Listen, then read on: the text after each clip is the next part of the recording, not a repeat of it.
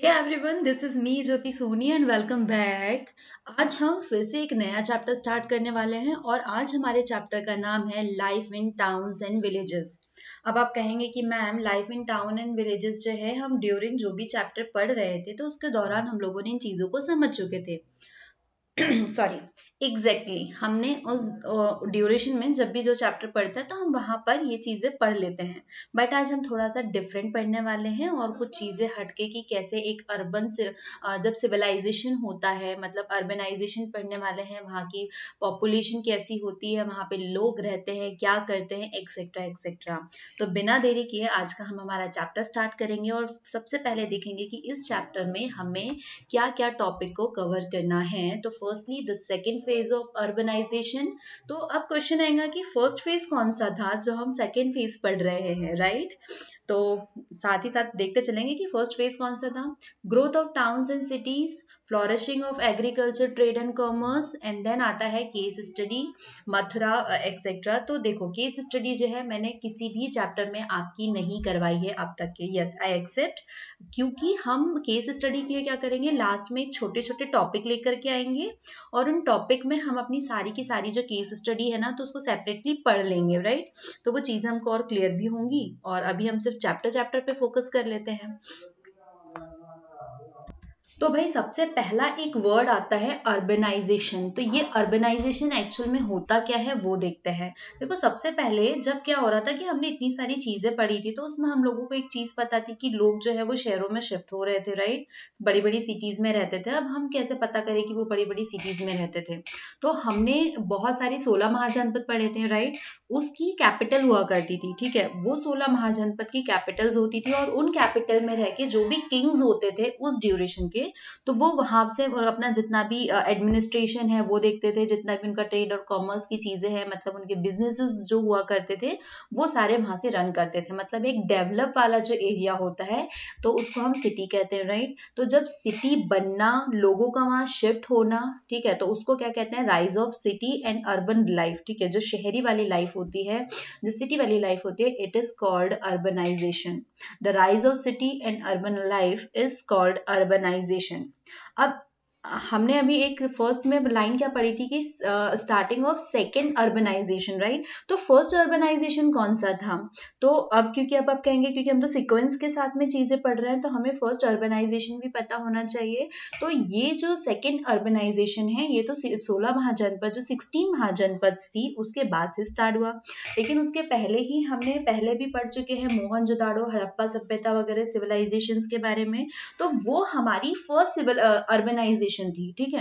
क्योंकि वहां पे भी हमने पढ़ा था हड़प्पा में कितने कितने सही तरीके से एकदम प्रॉपर वे में सिटीज अरेंज थी, प्रॉपर वे में घर बने हुए थे, ठीक है? एवरीथिंग जो है वो सारी की सारी प्रिपेयर थी, ठीक है? वहां पे फैक्ट्रीज भी हुआ करती थी। हमने कालीबंग में देखा कि किस तरीके से चूड़ी, कंगे, कोम्स की फैक्ट्रीज बनी हुई थी। तो वो हमारा फर्स्ट अर्बनाइजेशन था जो कि कब था, हड़प्पा के टाइम में, ठीक है? तो आपका India first urbanisation took place during the time of Harappan civilisation, तो वो था। और सेकेंड वाला जो है वो अब से हमारे यहाँ पर स्टार्ट होने वाला है जो कि हम पढ़ने वाले हैं। The second time that urbanization took place in India was around 6th century, ठीक है, BC, when once again once and cities towns है, okay, it's towns है, towns and cities emerged in a different part in India, क्योंकि बहुत सारे India के जो different different parts है तो वहां पर क्या हो रहा था कि सिटीज और जो टाउन्स है वो इमर्ज हो रहे थे। और फिर हम लोगों ने क्या देखा था कि लोग जो है वो एक जगह से दूसरी जगह जा भी रहे थे, ठीक है, अपने काम के लिए। लेकिन हम एंशिएंट एरा में पढ़ रहे हैं तो अभी हम स्टार्टिंग ही पढ़ेंगे अर्बन सिविलाइजेशन की, ठीक है? तो अब हम देखें कि राइज ऑफ टाउन्स है तो टाउन्स कैसे कैसे करके बने हुए हैं। तो अगर आप इसके सोर्सेज के ऊपर बात करें कि हमारे पास ये इंफॉर्मेशन कहाँ से आती है, तो इसका सबसे बड़ा जो सोर्स है, क्योंकि हम बुद्धिज्म जो है ऑलमोस्ट पढ़ चुके हैं और बुद्धिज्म के हमारे पास लिटरेचर्स भी है। तो जो बुद्धिज्म टेक्सेस है जो रिटर्न है तो वो हमें बताते हैं कि उस टाइम के, है ना, उस टाइम ड्यूरेशन के बारे में जितनी भी इंफॉर्मेशन है वो आपको देते हैं, ठीक है? तो are main sources of information for this period are Buddhist texts written in Pali and Sanskrit literature, right? तो वहां से हमें इंफॉर्मेशन मिलती है। तो अब हमारे पास में जितने भी टाउन्स है वो कैसे क्रिएट होते हैं उसके ऊपर पढ़े। भाई उस टाइम जो गांव बन रहे थे, जो टाउन्स बन रहे थे, तो उसकी कोई कमी नहीं थी। और उस टाइम के इसमें वी केम टू नो, अगर हम उस टाइम में आए कि कौन कौन से जो टाउन्स थे, तो स्पेशली जैसे कौसाम्बी हो गया, अवध अयोध्या हो गया, राजगृह हो गया, पाटलिपुत्र, वाराणसी, श्रावस्ती, ये यूं बोल रहे थे जो 16 महाजनपद थी, तो उसमें से ही कुछ ऐसी महाजनपद थी जो बहुत ज्यादा डेवलप थी, जो कि एज अ टाउन हम उसको बोल सकते थे। ठीक है, वहां पे फैसिलिटीज मिल रही है हमें। तो इस तरीके से वहां पे बहुत सारे ऐसे टाउन्स मिल गए, मतलब 16 महाजनपद में से, जिसमें से कुछ छोटे थे और कुछ बड़े थे। ठीक है, जैसे अभी लास्ट टाइम आपने मौर्यन एम्पायर पढ़ा था मगध के लिए, तो वो भी एक बड़ा अच्छा खासा था। तो उसी में से कुछ कुछ जो टाउन्स थे वो बहुत ज्यादा ग्रोविंग थे, बहुत ज्यादा डेवलप थे, राइट। अगर आप फ्लोरिशिंग विलेज के ऊपर बात करें, तो एक्चुअल में फ्लोरिशिंग विलेज है क्या, तो वो वैसे गांव जो एकदम फलते फूलते हैं। ठीक है, क्योंकि नॉर्मली आप मतलब एक विलेज जो है उसको अगर आप ट्रांसफर करना चाहते हो इन टाउन में, तो क्या होगा कि मतलब जहां पर एक अच्छा खासा हो रहा है, जहाँ पे एक अच्छी खासी मतलब प्रोडक्शन हो रहा है, ठीक है, तो आप उसको फ्लोरिशिंग विलेजेस कहोगे। तो देखो मोस्ट ऑफ अगर किसी भी एक टाउन है, तो उसके पीछे सबसे बड़ा रोल प्ले कौन करता है, उसके पीछे विलेज ही करते हैं। क्योंकि विलेज क्या करते हैं, यहीं से तो मतलब इनको जो जो भी फूड रिक्वायर्ड है, जो भी चीजें इनमें इन्हें इंपॉर्टेंट है, तो भाई उसकी फुलफिलमेंट कौन करता है, विलेज ही तो करता है ना। इन्हें खाने की नीड है, तो यहाँ से फूड ग्रेन करके, यहाँ पर एग्रीकल्चर कल्टिवेशन करके ही ये यहाँ की सप्लाई जो है वो वहां पे करता है। यार बहुत ज्यादा शोर हो रहा है और जिसकी वजह से डिस्टरबेंस हो रहा है बोलने में। उस टाइम में क्या हो रहा है कि बहुत सारी ऐसी हमें फैसिलिटीज मिलते जा रही थी कि जिसकी वजह से हम अपना जो प्रोडक्शन है वो बहुत अच्छे से कर पा रहे थे। ठीक है, हमारे पास में आयरन टूल्स आ चुके थे, तो उस है ना, तो उसके इम्प्लीमेंट से भी हमारे पास बहुत अच्छे प्रोडक्शन हो रहे थे। उसकी हेल्प से है ना, surface production was mainly possible due to the use of iron tools and implements. ठीक है, तो ऐसी बहुत सारी हेल्प हो रही थी। जैसे वहाँ के किंग्स है, तो वो आपको क्या कर रहा है, मतलब आपको सिंचाई विचाई की जो भी सुविधाएं है वो सारी प्रोवाइड करा रहे हैं। हालांकि उसके एक्सचेंज में वो क्या करते थे, टैक्सेस लेते थे। ठीक है, अब जो लैंड था, ठीक है, तो कल्टीवेशन के लिए भी क्या होता था कि जो आयरन है तो उसके जो टूल्स होते थे, तो वो टूल्स आपको बहुत काम आते थे। जैसे फॉरेस्ट क्लीन कराना है तो वहां पर वो आयरन काम आ रहे हैं। ठीक है, आपको कल्टीवेशन करना है तो वो जो आयरनिक टूल्स थे तो वो वहां पर हेल्प करते थे। क्योंकि क्या होता था कि मतलब नॉर्मली लोग पहले जानवरों की हेल्प से उस काम को करते थे, वो पत्थर वगैरह के जो औजार बनते थे उससे करते थे। तो ये टाइम टेकिंग प्रोसेस था, और टाइम टेकिंग प्रोसेस था तो इससे क्या होगा कि जो चीज जल्दी आपको मिल पा रही है तो उसमें आपको थोड़ा सा टाइम तो लगना ही लगना है। अब जब आपके पास में टूल्स आ गए, है ना, जो भी चीजें उसके लिए रिक्वायर्ड होती थी, आपके पास अच्छी मशीनरी आ रही है। मशीनरी ये नहीं कि जो आज हम यूज कर रहे हैं, ठीक है, उस वक्त की मशीनरी, वहां के जो औजार होते थे आप उसी को कहेंगे। तो वो सारी चीजें अवेलेबल हो रही है, इट मीन्स वो टाइम को मतलब बचा रही है, और टाइम बचा रही है तो आप उतने समय में और ज्यादा मेहनत कर सकते हो। इट मीन कि आपका प्रोडक्शन जो है वो और ज्यादा ग्रो कर रहा है, और ज्यादा आप प्रोडक्ट जो है वो सप्लाई कर सकते हो। तो ये सारा प्रोडक्शन जो है विलेजेस से, जो इस टाइप के विलेजेस है जो ज्यादा प्रोडक्शन कर रहा है, तो ये सप्लाई किसे करते थे, ये करने वाले आपके टाउन्स को, आपकी जो बड़ी बड़ी सिटीज है वहां पर ये इनका सप्लाई करते थे। तो मोर land into cultivation and increase agriculture production, क्योंकि इसके साथ में टूल्स मिल गए हैं तो एग्रीकल्चर प्रोडक्शन जो है वो बढ़ते जा रहा है। Apart from better and stronger implement made of iron, agriculture also flourish due to the system of transplantation and improve method of irrigation by canal, well, artificial lakes. अब जब आपके पास में खेती करने के लिए, एग्रीकल्चर करने के लिए इतनी सारी चीजें अवेलेबल है, कल्टीवेशन के लिए है, तो जो एरिगेशन था उसके लिए भी चीजें अवेलेबल हो रही थी। क्योंकि खेती कर रहे हो तो the most important thing is आपको पानी की नीड होती ही है। ठीक है, और पहले के लोग किसके ऊपर डिपेंडेंट थे कि भाई इंद्रदेव प्रसन्न होंगे और इंद्रदेव बारिश करवाएंगे, फिर आप अपनी खेती करने वाले हो। क्लियर। तो अब उसके लिए मतलब इंसान होशियार तो है ही है, तो उसने और भी दूसरे उसके जो है ना मतलब ऑप्शन निकाले कि भाई और क्या आप उसके जगह यूज कर सकते हो। तो आपको कैनल थे, लेक्स थे, आर्टिफिशियल लेक्स थे, वेल्स थे, है ना, कुएं, तालाब, ये सारी चीजें। अब ये सारी चीजें कौन लाके देगा भाई आपको, तो आपके ऊपर जो एडमिनिस्ट्रेशन है जो आपके ऊपर राज कर रहा है, तो वो इन्हें प्रोवाइड कराते थे। अब उन्हें क्या है कि वो आपके लिए ये सारी चीजें प्रोवाइड करेंगे। तो आपको याद होगा कि हमने लास्ट इसमें भी पढ़ा था कि जो मतलब एडमिनिस्ट्रेशन में जो इकोनॉमी आती है, ठीक है, जो मनी आता है, तो वो कहाँ से आता है, उसका सबसे बड़ा सोर्स है टैक्स। ठीक है, आपसे जो टैक्स कलेक्ट किया जाता है, टैक्स भी किन बातों पे कलेक्ट किया जाता है ये भी हम ऑलरेडी पढ़ चुके हैं। तो उसमें क्या था कि आपसे किन किन बातों पे, जैसे कि आपका एग्रीकल्चर हो गया, आपकी जो फसल हो रही है, जो प्रोडक्शन हो रहा है, उसके ऊपर आपसे टैक्स लिए जाते थे। और डिपेंड करता है ना, ये किंग टू किंग डिपेंड किया गया था कि किसने कितना लिया, किसने कितना नहीं लिया, या किसी की फसल नहीं भी हुई है तो वो टैक्स उस टाइम में छोड़ देता था। तो इन टैक्स के जो पैसे है तो उसका यूज करते थे आपकी इन सारी जो नीड्स है इसको फुलफिल करने में। ठीक है, आपको कैनल चाहिए, आपको वेल चाहिए, आर्टिफिशियल लेक्स चाहिए, तो इन सबको बनाने में इस टैक्सेस का जो आने वाला मनी होता था तो इसका यूज वो वहां पर करते थे। तो अब समझ में आया कि जो गांव है वहां पर क्यों इतना वो फल फूल रहा था, या हमने उसको फ्लोरिश्ड विलेज क्यों कहा है। It was often the responsibility of the king to build canals and tanks, in return the farmer had to pay tax to the king. क्योंकि हम लोगों ने देखा सबसे पहले जो है फार्मर से ही टैक्सेस आने की सबसे ज्यादा क्या होती है, प्रोबेबिलिटीज होती है। उस टाइम की एक और बहुत अच्छा फीचर था कि उस टाइम पे रिंग वेल बनाए गए थे। अब ये रिंग वेल क्या है और ये यूज क्यों किए जाते हैं, तो as you can see in the picture, यहाँ पे क्या है कि रिंग वेल क्या होता था कि ऐसे एक पॉटरी, एक टाइप की पॉटरी बोल सकते हो, और उस पॉटरी के ऊपर पॉटरी, पॉटरी के ऊपर पॉटरी, ऐसे करते करते ये जो है एक बड़ी सी बिल्डिंग बना दी जाती है।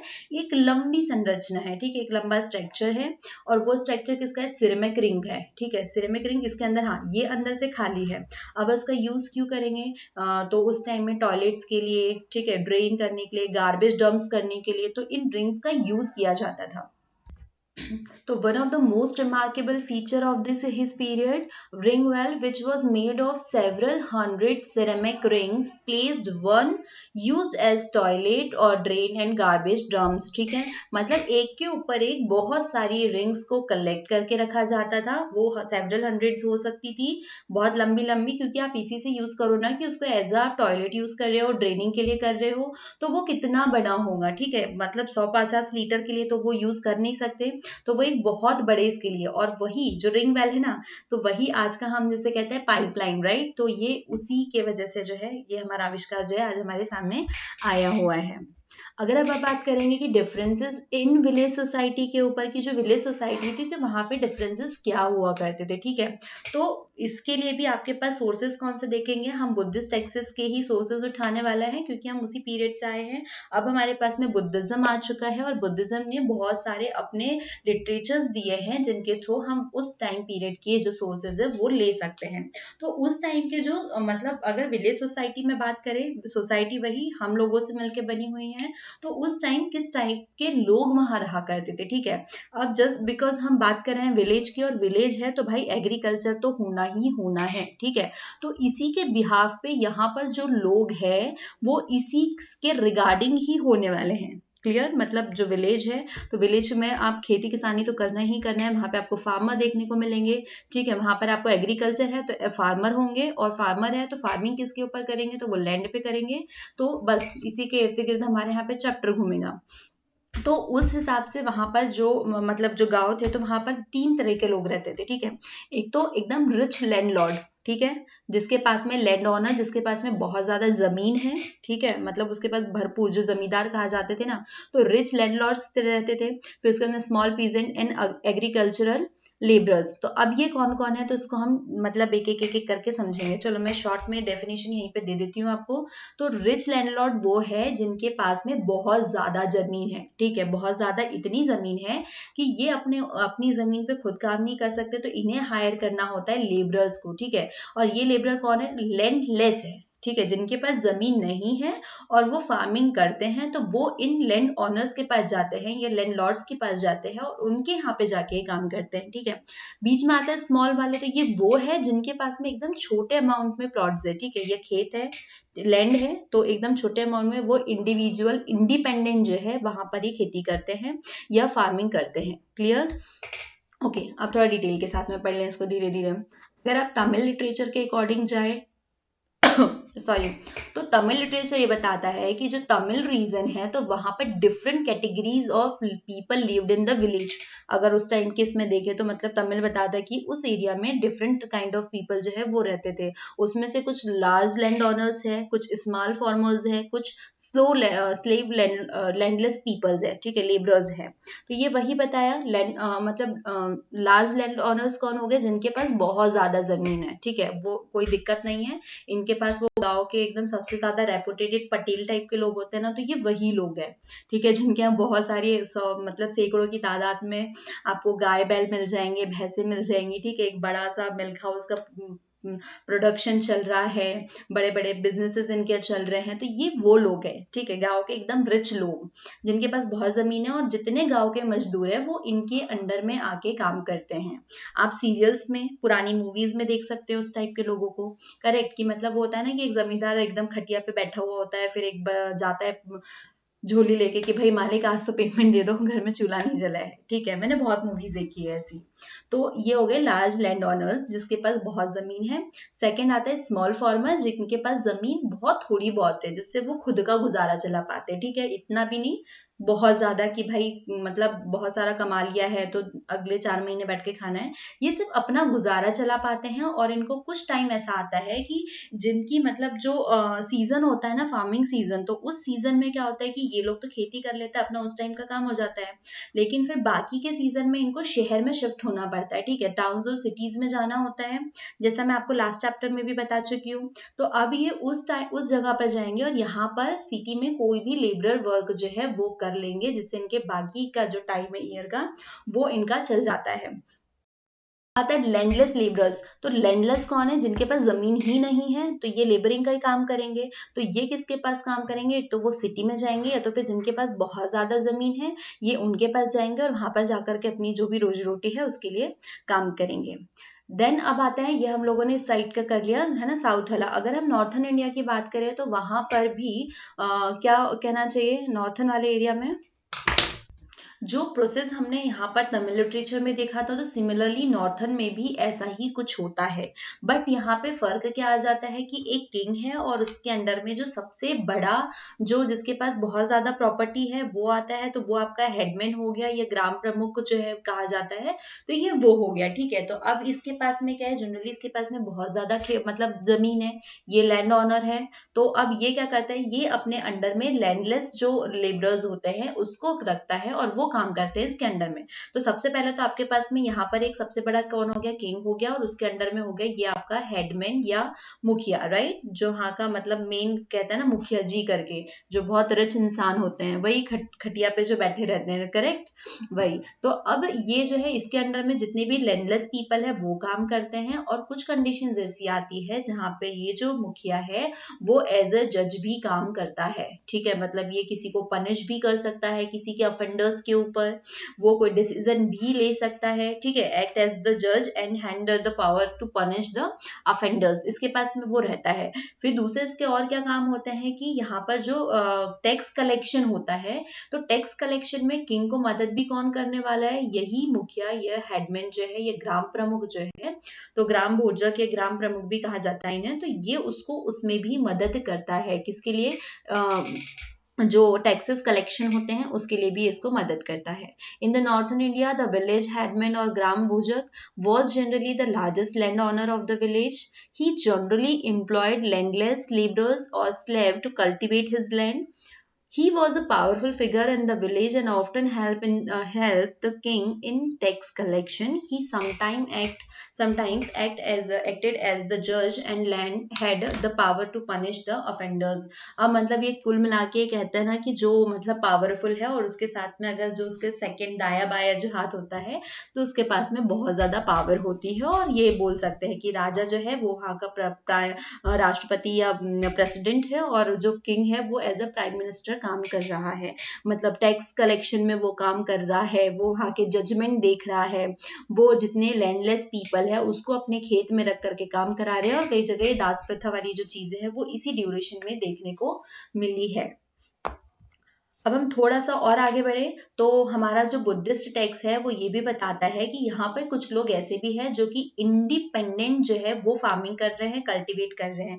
मतलब उनके पास में छोटे छोटे प्लॉट्स है, राइट, बहुत ज्यादा प्रॉपर्टी नहीं है। जिस तरीके से हमने स्मॉल वालों को देखा था ना, तो वो सेम ऐसे ही यहाँ पर भी है। मतलब ये सारे सिस्टम जो है हर जगह चलता है। थोड़ी बहुत चीजें जो है वो आपको आगे पीछे मिलेंगी, अदरवाइज ऑलमोस्ट आपको सिमिलर ही मिलने वाला है। तो बुद्धिस्ट टेक्स्ट ये बताते हैं कि यहाँ पर ये भी मेंशन है कि जो कुछ कुछ है जो इंडिपेंडेंट जो है फार्मर्स, वो अपने खुद के प्लॉट्स को कल्टीवेट करते हैं। नॉर्थन इंडिया में ही ये देखने को मिला है। फिर उसके बाद में कुछ गृहपति भी है, देवर कॉल्ड, हाँ ओके, इनको गृहपति कहा जाता है। और फिर जो लैंडलेस लेबरर्स है इसी में, जिसको आप दास भी कहते हैं, ठीक है। तो ये दास जो है, मतलब जो हमने पहले पढ़ा था ना, जो हेडमैन था या मुखिया था, तो ये उनके अंडर में काम करते हैं, ठीक है। तो उसी टर्म में हमने दो लोगों को क्लियर कर लिया था, एक तो लैंडलेस एंड लैंड ऑनर। जिसके पास बहुत ज्यादा जमीन है तो उसके अंडर में लैंडलेस पीपल जो है, लैंडलेस फार्मर्स जो है वो काम करते हैं। क्लियर? तो मतलब सेम जो आपने नॉर्थ और साउथ दोनों में सेम प्रोसेस ही है ऑलमोस्ट, कोई इसमें ज्यादा डिफरेंट नहीं है। Each village also had the artisans and craftsman. Okay, that's very important कि अब यहाँ पर सिर्फ जो पूरी इकोनॉमी है किसी भी विलेज की या किसी टाउन की, तो वो सिर्फ एक ही चीज के ऊपर नहीं चलती है, राइट। तो वहां पर जो एक्स्ट्रा साथ में पैरेलल और भी वर्क करके चलते हैं लोग, ठीक है। तो एक ही के ऊपर डिपेंड तो हो नहीं सकते। तो यहाँ पर सारे ही गांव में पता है आर्टिशियंस भी है, क्राफ्ट्समैन भी है, जो कि बहुत सारी कारपेंटर्स है, जिसमें ब्लैक स्मिथ्स है, राइट, पॉटरीज बनाते हैं कुछ। और पॉटरी भी बहुत ज्यादा फेमस है जो कि मिली है, जिसको है ना ब्लैक कलर के कलर्स लगे हुए हैं, तो ब्लैक पॉटरीज भी है वहां पे। The special and distinctive kind of pottery produced by the potter in his period were northern black polished, this pottery was ware. देखो यहाँ की जो पॉटरी है उसको नॉर्थन ब्लैक पॉलिश्ड भी कहा गया है। तो ये आपके लिए इंपॉर्टेंट पॉइंट है। मैं यहाँ पर भूल चुकी हूँ उसकी पिक्चर लगाना, लेकिन आप अपने चैप्टर में वो बुक्स जो है वो देखेंगे। This pottery was very glossy and shine type of pottery which was black in colour. तो ये जो पॉटरीज है तो वो टोटली ब्लैक कलर की, ठीक है। मैं इसको यहाँ पर बना देती हूँ। तो देखो ऑलमोस्ट इस टाइप की वो पॉटरी हुआ करती थी, ठीक है। इसमें कोई ना कोई डिजाइन बना हुआ है, बहुत शाइनी है, ग्लॉसी है, पूरा ब्लैक कलर है। हालांकि मैं रेड कलर कर रही हूँ, ठीक है। तो ये वाली जो इस टाइप की पॉटरीज है वो आपको नॉर्थन इंडिया में मिली भी है। It has been found in northern India and hence it is called northern black ware. Believed polished ware believed it to be mainly used by rich upper classes। अब भाई इतनी classy चीज है, इतनी special चीज है, तो इसको नॉर्मल लोग तो यूज कर ही नहीं सकते। तो वहाँ के जो अपर क्लासेस के लोग हैं, जो रिच पीपल्स है, लाइक हेडमैन हो गया, लैंड ओनर्स हो गए, तो वही सारे लोग जो है इनको यूज किया करते थे। हालांकि छोटे लोग बना रहे हैं, लेकिन यूज तो बड़े लोग ही कर रहे हैं। Rise of towns and cities के ऊपर बात करें तो ऑलमोस्ट मुझे नहीं लग रहा है कि अब मुझे ये टॉपिक आपको समझाना पड़ेगा कि कैसे टाउन्स और सिटीज का राइज हुआ है। ओके, चलो फिर भी हम थोड़ी बहुत चीजें जो है वो देख लेते हैं। हमें पता है जो सेंचुरी थी, बीसी थी, तो उस वक्त हम लोगों ने सिटीज और इन सब का जो है ना, मतलब फिर से जो सेकंड अर्बनाइजेशन है वो देखा था।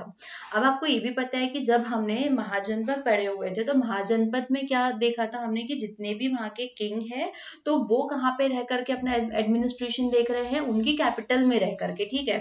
तो ये जितनी कैपिटल है, many of these were capital of Mahajanapada such as Pataliputra, Ujjain and Saraswati. तो ये सारी जो है वो सिटीज ही हुआ करती थी, ठीक है। तो ये वहीं का है, मतलब जो राजा है वो एक पर्टिकुलर सिटी देख लेते हैं या एक पर्टिकुलर एरिया देख लेते हैं जहां से, ठीक है, वो एक पर्टिकुलर एरिया जहां से वो पूरा की पूरा उनका जो प्लेस है, देखो सपोज ये पूरा एक हमारे पास में एक एरिया है, तो अब ये एरिया अंडर में आ रहा है इस किंग के, ठीक है। तो है कि भाई मुझे एक ऐसा पॉइंट चूज करना है कि मैं इस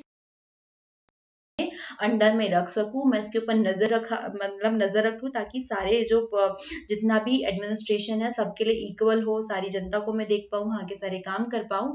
तो ये देख लेते हैं एक बीच का रास्ता, एक ऐसी जगह देख लेते हैं जहां से सभी के कनेक्शंस हो, ठीक है, बाय रोड, मतलब सब एक दूसरे से जुड़े हुए हो, ताकि हर जगह की खबर जो है इसके पास में टाइम टू टाइम प्रॉपरली आते रहे। फिर ना सिर्फ ये चीजें देखी जाती है, फिर उसके बाद में वो इकोनॉमिकल डेवलप्ड हो वो प्लेस, ठीक है, तो ऐसा भी देखा जाता है। और जब एक ऐसा प्लेस देख लिया जाता है जो हर एक एंगल से बहुत अच्छा हो, कि वहां पे आपको इकोनॉमी भी आ सकती है, वहां से आप अर्निंग कर सकते हो, वहां से आप पूरे की पूरा एडमिनिस्ट्रेशन चला सकते हो, वो सेफ और सिक्योर हो, क्योंकि उस वक्त जो है जान माल की काफी हानि होती थी, अटैक्स हो जाते थे। ठीक है, तो वो उनके सेफ्टी पर्पस के साथ भी हो, तो ऐसे प्लेसेस फाइंड किए जाते थे। और इन प्लेसेस को, इस डेवलप जो प्लेस है, तो इसी को कहा जाता था कैपिटल। ठीक है, तो कैपिटल ऑफ महाजनपद और कैपिटल ऑफ कुछ भी, जैसे कि सपोज अभी हम एमपी में हैं, तो हम भोपाल से जो है सारी चीजें अच्छे से देख पाते हैं, राइट। तो यहाँ से हमारे सीएम का एडमिनिस्ट्रेशन हो जाता है, तो हमारे एमपी की कैपिटल कौन सी होगी, भोपाल होगी। ठीक है, तो ऐसे प्लेसेस देखे जाते हैं। तो यहाँ पर एक कैपिटल रख दिया जाता था ताकि वो हर तरफ से हो, तो और वहाँ पे सारी फैसिलिटीज है प्रोवाइड, राइट। तो वो क्या होते थे, वो टाउन्स कहलाते थे या वो सिटी कहलाते थे। ठीक है, तो जितने भी किंग्स हुआ करते थे और उसके जो काउंसिल के लोग हैं, तो वो यहाँ कैपिटल में ही रहते थे। क्लियर। तो many of these were capital of महाजनपद such as Pataliputra, Ujjain and Saraswati. तो यहाँ पर जितने भी उनके काउंसिल के लोग हैं, जितने एडमिनिस्ट्रेशन के लोग हैं, किंग है, वो सब यहाँ पे रहते थे। अब साथ ही साथ ये तो इतने लोग हो गए कि ये लोग यहाँ पर रह रहे हैं, लेकिन इसके बाद में जितने जो बड़े बड़े मतलब कोई बिजनेस से रिलेटेड है, कोई ट्रेड और कॉमर्स से रिलेटेड लोग हैं, तो ये लोग भी यहीं पे रहते थे। जैसे क्राफ्ट्समैन हो गया, आर्टिशियन हो गया, ठीक है, तो ब्लैक स्मिथ हो गया, तो ये सारे लोग यहाँ पर रह करके अपने काम करते थे, ताकि जिससे कि सबको एम्प्लॉयमेंट भी मिल जाए, इकोनॉमी भी आए। और ये लोग यहाँ क्यों रहते थे, इसका सबसे बड़ा रीजन, क्योंकि ये जो वे है ये हर किसी से कनेक्टेड होते हैं। ये ना सिर्फ इनकी स्टेट से कनेक्टेड है, स्टेट है ना, तो उससे भी कनेक्शन होते हैं इनके। तो वो यहाँ से जो भी इनका मटेरियल बन रहा है, रॉ मटेरियल बन रहा है, तो वो यहाँ से यहाँ पर उसको भेज सके। ठीक है, मतलब यहाँ पे उनका कम्युनिकेशन, जो ट्रांसपोर्टेशन है, वो हो पाए, उनका एक कम्युनिकेशन बैठ पाए, ताकि उनको जो भी ट्रांसपोर्ट करना है, इन सब की डील्स वगैरह इजी हो जाए। Capital city of Pandya rules of Tamil Nadu was Madurai, and it was not only political important but also commercial significant because of the being famous for its cotton textile। जैसे कि अब Pandya rules के बारे में बात करें तो तमिलनाडु में क्या था, मदुरई थी। ठीक है, तो ये सिर्फ ना पॉलिटिकल यूजेस के लिए थी, ठीक है, कि राजा वगैरह जो है वो एडमिनिस्ट्रेशन अच्छा कर ले, बट ये ट्रेड और कॉमर्स के अकॉर्डिंग कमर्शियली भी अच्छी थी, यहाँ पर कॉटन टेक्सटाइल भी था। तो ऐसे ही बाकी सब लोगों का भी होता था। अब बात आती है अर्बन पॉपुलेशन की, क्योंकि हम अर्बनाइजेशन पढ़ रहे हैं, तो डेफिनेटली हम अर्बन पॉपुलेशन के ऊपर बात करेंगे। तो अर्बन पॉपुलेशन में क्या है, अर्बन, ठीक है, वही सिटी और टाउन वाली बात हो गई। तो अब यहाँ पर कौन लोग रह रहे हैं, ठीक है, यहाँ की पॉपुलेशन कौन है। तो अभी जस्ट मैंने आपको बताया कि वहां पर मतलब वो कैपिटल है या वहां पर वो सिटी है, तो वहां पर किंग ने तो रहना ही रहना है। ठीक है, जो हायर अथॉरिटीज है, जो रूलिंग क्लासेस है, तो वो तो वहां रहेंगी ही रहेंगी। ठीक है, नो डाउट, उनको वहां रहना ही है। एडमिनिस्ट्रेशन के लोग हैं, जितने वहां के काउंसिल के लोग हैं, तो वो सारे लोग यहाँ पर रहेंगे ही रहेंगे। लेकिन फिर जो भी बिजनेस से रिलेटेड है, ट्रेड और कॉमर्स से रिलेटेड लोग हैं, वो भी यहीं पर रहते हैं। ठीक है, कोई क्या कहते हैं, सॉरी। तो यहाँ से क्या होता था, इन लोगों का मतलब अगर इन्होंने यहाँ पर कोई प्रोडक्शन किया है, तो उसको वो सप्लाई अच्छे से कर पाएंगे। ठीक है, अगर ऐसे जगह पे प्लीज, अगर मैं मान लो कि एमपी के किसी बहुत ही ऐसे एरिया में, गांव में हूँ, जहाँ पे मेरे कनेक्शन जो है वो बाहरी मतलब है ही नहीं, ठीक है, बाहर की दुनिया से है ही नहीं, मैं किसी और स्टेट से कनेक्ट नहीं कर पा रही हूँ, इवन मैं अपने स्टेट की ही बड़ी बड़ी सिटी से कनेक्ट नहीं कर पा रही हूँ। ठीक है, और मैं एक सिटी में रह करके अपना प्रोडक्शन हाउस खोल के रखा हुआ है, तो क्या ही मतलब है जब मैं वहां से कॉन्टेक्ट ही नहीं कर पा रही हूँ। ठीक है, एक तो ये करना पड़ेगा कि मुझे उस सिटी से, वहां मतलब उस टाउन, उस विलेज से बाकी सिटियों में कनेक्शन बैठाने पड़ेंगे, या तो फिर मुझे ऐसी जगह चूज करनी पड़ेगी जहां से मैं कनेक्शन बैठा पाऊं, क्योंकि तभी मैं अपना माल सप्लाई कर पाऊंगी, अपना जो प्रोडक्ट है वो सप्लाई कर पाऊंगी, अदरवाइज वो वेस्ट हो जाएगा। तो ऐसे जितने भी लोग थे वो सारे कहाँ पर रहते हैं, वो सिटी में ही रहते थे। From the rare sources and inscription, we come to know that the king and the ruling class lived in cities. The fine bowls and dishes found in cities might have been used by these rich people who lived in this city, क्योंकि वहां से, अच्छा अब दूसरा इसका कि हमें कैसे पता है कि ये लोग वहां पे रहते थे, तो जो एकदम फाइन बोल्स है, जो डिशेस है, तो वो हमें वहां से मिली है, और वो इसका प्रूफ है कि ये सारी चीजें जो है वो अपर क्लास लोग ही यूज कर सकते थे उस टाइम में, या रिच लोग ही कर सकते थे। तो ये इस बात का प्रूफ देता है कि भाई यहाँ पर इस टाइप के लोग जो है वो अवेलेबल थे। अब हमारी जो अर्बन पॉपुलेशन थी, तो वहां पर न सिर्फ एंड द रूलिंग क्लासेस रहती थी, बल्कि साथ ही साथ जितने भी ट्रेड एंड कॉमर्स से रिलेटेड लोग हैं वो सारे की सारे यहीं पे रहने वाले, like craftsman, artisan, carpenter, etcetera etcetera, जो भी जितने भी बड़े बड़े बिजनेसेस हैं। ठीक है, पर्पस समझा दिया कि वो क्यों किस पर्पस से यहाँ पे रहते थे। And the second important thing कि भाई ये लोग यहाँ पे रह रहे हैं तो अब इनका जो खाने पीने वाली व्यवस्था है वो कौन देखता है। तो 50% जो इनकी रिक्वायरमेंट है वो किसके थ्रू कंप्लीट होती थी, वो हो रही है जो विलेजेस है, तो विलेज के थ्रू जो है जो है वो कंप्लीट की जाती है। मतलब वहाँ पर जो भी इनका एग्रीकल्चरल प्रोडक्शन होता है तो खाने पीने की व्यवस्था ये वहां से हो जाती थी। हाँ, फ्री सेवा नहीं थी, एक्सचेंज ऑफर थे, मतलब मनी से एक्सचेंजेस थे। ठीक है, many ornament found from excavation were made. अब यहाँ से हमें बहुत सारी चीजें भी मिली है, glass shell, terracotta, then gold, बहुत सारी चीजें। मतलब जो रिच पीपल जो है, जो एकदम हाई सोसाइटी के लोग हैं जो यूज करते थे, वो यहाँ से मिला है। ठीक है, they also indicate that a rich prosperous class of people lived here. जितने भी रिच क्लास के लोग थे तो वो यहीं पे रहते थे। ठीक है, तो गांव में वही लोग हैं भाई जिन्हें मेहनत करनी है, जिन्हें एग्रीकल्चर करना है, तो वो लोग बिलोंग करते थे गांव से। अब एक टर्म आती है गिल्ड एंड श्रेणीज। अब ये क्या बला है भाई। अब इसके बारे में अगर हम देखें तो भाई ये वो चीज है कि जितने भी, मतलब हमने देखा कि हमारे पास बहुत सारे क्राफ्ट्समैन है, मर्चेंट्स है, कारपेंटर्स है। तो जब इतने सारे लोग काम कर रहे हैं, मतलब ये इस टाइप का काम कर रहे हैं जिससे इन्हें एक रॉ मटेरियल की या एक इन्वेस्टमेंट की नीड पड़ती है। ठीक है, तो ये जो इन्वेस्टमेंट होता है एक्चुअल में इनके पास पहले तो है नहीं। ठीक है, तो ये इन्वेस्टमेंट इनके पास है नहीं पहले से, तो ये किसी से उधार, तो ये एक तरीके से क्या कहते हैं, एक मतलब श्रेणी बनाते हैं, एक मतलब एक गिल्ड बनाते हैं। और वो जो ग्रुप है, ठीक है, मतलब एक ग्रुप है और वो उनको वहां से वो इन्वेस्टमेंट जो है वो प्रोवाइड कराता है, तो इट इज कॉल्ड गिल्ड्स और श्रेणीज, right. A very important feature of this town and city was that many craftsmen and merchants formed association called shreni. मतलब इन्होंने एक एसोसिएशन बनाया है जो इनकी इस टाइप की रिक्वायरमेंट जो है, जैसे इनको लोन प्रोवाइड कराना कि भाई मैंने एक सोचा है कि एक बिजनेस ओपन करना है, या मेरे बिजनेस को अभी इतने, मतलब एक क्राफ्ट्समैन है, मर्चेंट है, तो उसको इतने की नीड पड़ रही है। तो अब वो नीड है लेकिन मेरे पास इतना पैसा नहीं है, तो अब वो कहाँ से है। तो इनका जो एसोसिएशन था, जो श्रेणी थी, तो ये उनको कुछ टाइम के लिए प्रोवाइड कराती है as a loan. Clear. The guilds also help by giving loans to the craftsmen or merchant. The Shreni or guilds were a great source of support to the craftsmen or merchants who came to the cities. ठीक है, मतलब जो city में आना चाहते हैं, जो city में रहते हैं, तो जो आ चुके हैं, तो उनको ये एसोसिएशन जो इस तरीके से, एक तरीके से सपोर्ट सिस्टम के रूप में इनके लिए काम करता है, और जो कि बहुत अच्छी चीज है। ठीक है, और आज के इसमें देखें, आज के टाइम में तो हमारे पास हमें वो ये जो चीज है, एसोसिएशन तो है ही है, लेकिन हमें ये फैसिलिटी बैंक भी प्रोवाइड कराता है। हमारी गवर्नमेंट जो है वो थ्रू बैंक भी हमें ये सारी चीजें जो है वो प्रोवाइड करवाती है।